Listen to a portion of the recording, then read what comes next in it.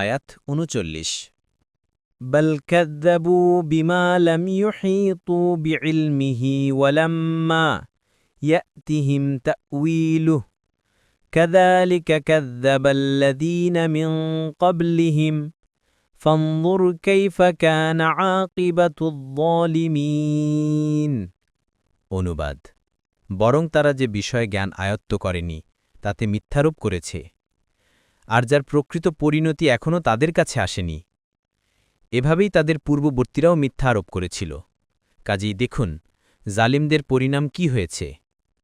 তাফসির ১ নম্বর ফুটনোটের বিবরণ, অর্থাৎ তারা কোরআনকে এজন্যই মিথ্যা সাব্যস্ত করার প্রয়াস চালাচ্ছে যে তারা এটাকে বুঝতে পারেনি, চিনতে পারেনি।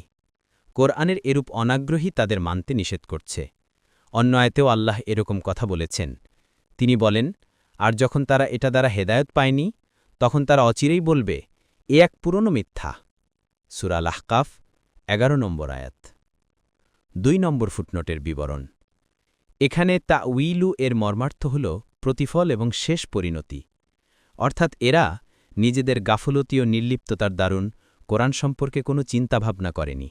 তারা একটু চিন্তা করতে পারত যে পূর্ববর্তী যে সমস্ত সংবাদ এ কোরআন দিয়েছে তা সত্য কিনা, বা ভবিষ্যতের যে সমস্ত সংবাদ দিচ্ছে তা সঠিকভাবে ঘটে কিনা, কিন্তু তারা কোনো কিছু ভালো করে বোঝার আগে তা অস্বীকার করে বসেছে। ফলে এর প্রতি মিথ্যারোপে লিপ্ত রয়েছে। যদি তারা সত্যিকারভাবে এটা নিয়ে চিন্তা গবেষণা করত তাহলে অবশ্যই কোরআনকে বুঝতে পারত, আর এটাও বুঝত যে এটা আল্লাহর বাণী। আর যে বিষয় তাদের জ্ঞান কাজ করে না, যেমন পুনরুত্থান, জান্নাত, জাহান্নাম ইত্যাদি, সেগুলোকে তারা অস্বীকার করে বসেছে, সেগুলোর সাথে কুফরি করেছে। অথচ এখনও কিতাবে তাদের উপর যা আপতিত হওয়ার ওয়াদা করা হচ্ছে তার প্রকৃত অবস্থা আসেনি। আর এই মুশরিকরা যেভাবে আল্লাহর ভীতি প্রদর্শনে মিথ্যারোপ করেছে, তাদের পূর্বকার উম্মতেরাও তা অস্বীকার করেছিল। মুয়াস্সার বিন অ্যাডমিনিক নয় আলকাচ্ছার সঙ্গীত একমত নয়। জিয়া বিন আলী হাউজার ইবনে জাহানি ভুলটাপন বুনাসাত্তুন করে, আর আহমেদ মাওলানা মুহাম্মদ জিয়া সাদি বিষপৃক্ষ অধিনিষেধ করিয়াছে। ফাথুল কাদির আতুফুল কদিসে জালিমদের পরিণাম কি হয়েছে এ সম্পর্কে বলা হয়েছে যে, এখানে জালিমদের পরিণাম বলতে কি বোঝানো হয়েছে এই সম্পর্কে বিস্তারিত বলা হয়েছে।